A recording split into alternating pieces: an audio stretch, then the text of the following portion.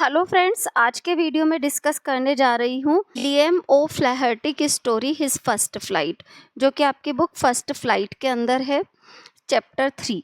Liem ओ फ्लैहर्टी का जन्म हुआ था 28 अगस्त 1896 को और मृत्यु 7 सितंबर 1984 को। आयरलैंड के थे वो। नॉवलिस्ट और शॉर्ट स्टोरी राइटर रहे हैं और सोशलिस्ट उनके कन्विक्शंस रहे हैं।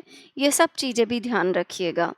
इस कहानी के अंदर हमें बताया गया है एक यंग सीगल जो कि उड़ने से डर रहा है। उसके 2 भाई बहन और बताए गए हैं जो कि ऑलरेडी उड़ना सीख चुके हैं। वह पूरी तरह से विश्वास में है कि उसके पंख उसका साथ नहीं देंगे अगर वो उड़ा तो, इसीलिए वो उड़ने की कोशिश ही नहीं कर रहा है। उसके भाई बहन उससे छोटे हैं पर उड़ने लगे हैं और वो लगातार डर से भरा हुआ है। उसके माता पिता भी उसे इंस्पायर करने की कोशिश कर रहे हैं, कभी डांटते हैं, ताने मारते हैं, पर सब बेकार साबित हो रहा है। इसी कारण से 24 घंटे से कोई भी उसके आसपास तक नहीं आया है। उसके पेरेंट्स और उसके भाई बहन अलग अलग चीज़ों की प्रैक्टिस कर रहे हैं और उसके माता पिता उसके भाई बहन को स्किमिंग और डाइविंग सिखा रहे हैं। उसके भाई ने अपनी फर्स्ट हेरिंग पकड़ी है। उसके पेरेंट्स प्राउडली इस पर कैकल कर रहे हैं। उसका परिवार सामने के एक बिग प्लेट्यू तक गया है, जैसे तो उसे ताना मारने के लिए गया हो। गर्मी बहुत तेज हो गई थी और वो भूखा भी था। एक दिन से भूखा था वो। 24 घंटे हो गए थे उसने कुछ नहीं खाया था और ये पनिशमेंट के तौर पर था, क्योंकि उसका पूरा परिवार सामने के प्लेट्यू पर चला गया है और साथ ही साथ में नाराज भी है उससे, क्योंकि वो उड़ने की कोशिश नहीं कर रहा था। इतनी तेज गर्मी में के कारण वो भूखा पहले ही है। एक पाँव पर खड़ा होकर के वो थोड़ी देर तो सोने का दिखावा करता है कि उसे नींद आ गई है, पर कोई उस पर ध्यान नहीं देता। उसके भाई बहन सो गए हैं और माता पिता अपने पंख और उसके पिता अपने पंखों की प्रूनिंग कर रहे हैं। केवल उसकी माँ उसे देख रही थी। उसकी माँ फ़िश खा रही थी और फ़िश खाने का जो माँ का अंदाज़ था, वो उसे बहुत अट्रैक्ट कर रहा था और उसे भूख पहले ही लगी। वो अलग-अलग आवाज़ें करता है ताकि उसकी माँ उसके पास आए और उसे भोजन दे, परंतु उसकी माँ उसकी तरफ ध्यान तक नहीं देती है। फिर पता नहीं क्या होता है कि उसकी माँ उसकी तरफ फ़िश लेकर के दौड़ती है।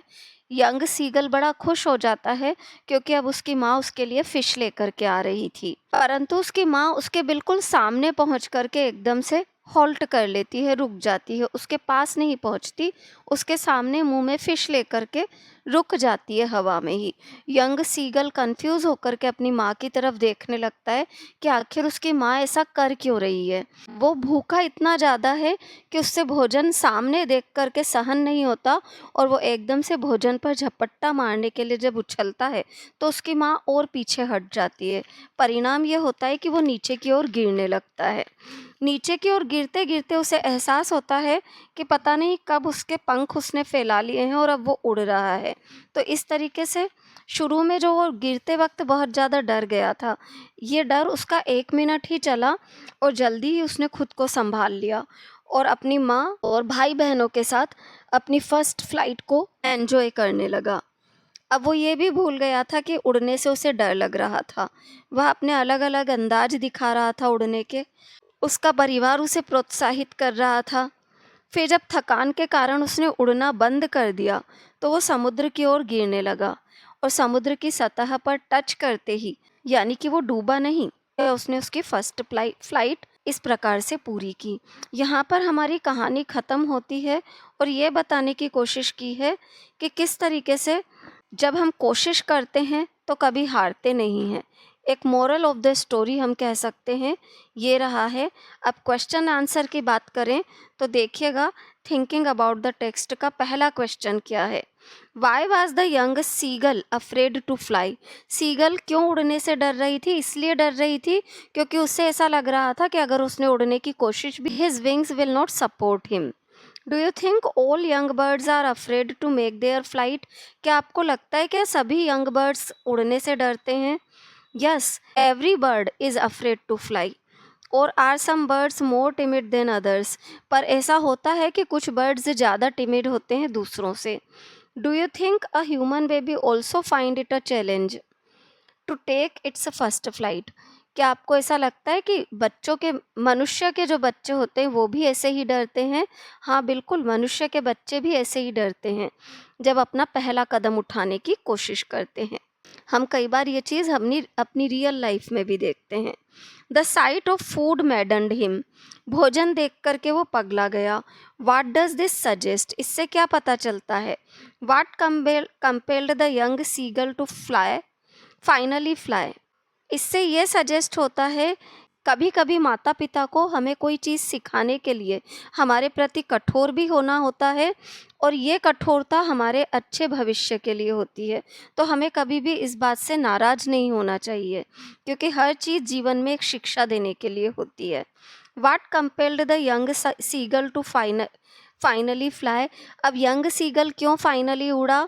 इसलिए उड़ा क्योंकि उसे भूख लग रही थी और उसकी माँ ने उसके लिए सामने भोजन रख दिया था, पर उसे दे नहीं रही थी। Out of hunger he tried to catch the food, परंतु हुआ ये कि जब वो गिरने लगा तो डर के मारे उसने अपने पंख फैला दिए। फियर के कारण उसने अपने पंख फैलाए और पता नहीं कब वो उड़ना शुरू हो गया। देवर बैकनिंग टू हिम कॉलिंग श्रीली, वो उसे प्रेरित कर रहे थे और तेज तेज चिल्ला रहे थे। Why did the seagull father and mother threaten him and cajole him to fly, seagull के माता पिता ने उसे क्यों धमकाया और क्यों लाड़ दिखाया कि वो उड़े? इसलिए धमकाया क्योंकि वो उड़ने से डर रहा था और किसी भी तरीके से कोशिश तक नहीं कर रहा था उड़ने की, जबकि उसके भाई बहन जो कि उससे छोटे थे वो उड़ने लगे थे। फोर्थ क्वेश्चन है, have you ever had a similar experience where your parents encouraged you to do something, आपके पेरेंट्स ने जब आपको एनकरेज किया हो कुछ करने के लिए, तो ऐसा ही कोई एक्सपीरियंस क्या आपके साथ हुआ है? That you too were too scared to try, कि आप डर रहे हो कोशिश करने में?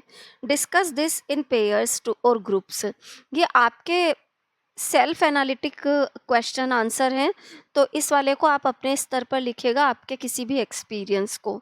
नेक्स्ट है, in case of a bird flying के मामले में it seems a natural act, बिल्कुल नेचुरल एक्ट लग रहा है, and a foregone conclusion that it should succeed in the example you have given in answer to the previous question, परंतु ऊपर के क्वेश्चन में जो आंसर आपने दिया है, was your success guaranteed or was it important for you to try regardless of a possibility of failure? You have given answer to the previous question. Was your success guaranteed? आपकी success guaranteed थी क्या? और was it important for you to try? या आपके लिए try करना ज़रूरी था? Regardless of a possibility of failure, इससे कोई फ़र्क नहीं पड़ता आप कितने सफल होते कितने असफल। इस प्रश्न का आंसर भी आपके सेल्फ एनालिसिस पर ही निर्भर है, तो इसका आंसर भी आप अपने लेवल पर तैयार करें। तो यहाँ पर ही मेरा ये वीडियो कंप्लीट होता है। इस लेसन का second part the black aeroplane मैं अपने अगले वीडियो में डालूँगी। यहाँ तक का मेरा वीडियो समरी एक्सप्लेनेशन अगर आप लोगों को अच्छा लगा हो तो चैनल को लाइक, सब्सक्राइब और शेयर ज़रूर करें। Thank you everyone.